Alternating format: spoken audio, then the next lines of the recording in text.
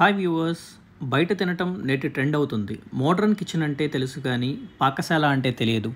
ఒకానొకప్పుడు పాకశాలని దేవాలయం లాంటిది అనేవారు. అక్కడ పూజించినట్లే వంట చేస్తారు.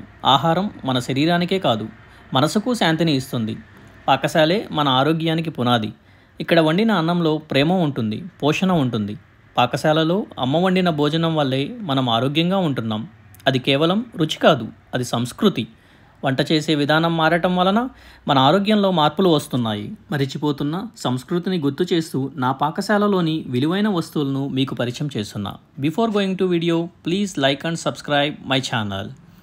ఫుడ్ ప్రిపేర్ చేసే పాత్రను బట్టి ఫుడ్ రుచి ఉంటుంది. కాబట్టి సరియైన పాత్రను సెలెక్ట్ చేసుకోవాలి. అల్యూమినియం అండ్ నాన్ స్టిక్ వాడటం వలన ఫుడ్ టేస్ట్తో పాటు మన ఆరోగ్యం కూడా పాడవుతుంది.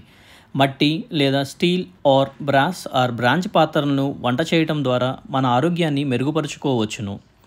అందరికీ అందుబాటులో ఉండే మట్టి పాత్రలో వంట చేయటం మరింత మంచిది. ఇప్పుడు వేసవికాలం ప్రారంభమైంది. నాకు తెలుసు, ప్రస్తుతం ఎక్కువ మంది ఫ్రిడ్జ్ నీళ్లు తాగడానికి ఇష్టపడతారు.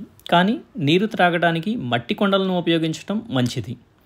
ఇది మన జీర్ణ వ్యవస్థను మెరుగుపరుస్తుంది. ఇలా ప్రతిరోజు మనం చేసే పనుల్లో ఈ చిన్న చిన్న మార్పులు చేసుకోవడం వల్ల మన ఆరోగ్యంలో ఎన్నో మార్పులు మనం చూడవచ్చు.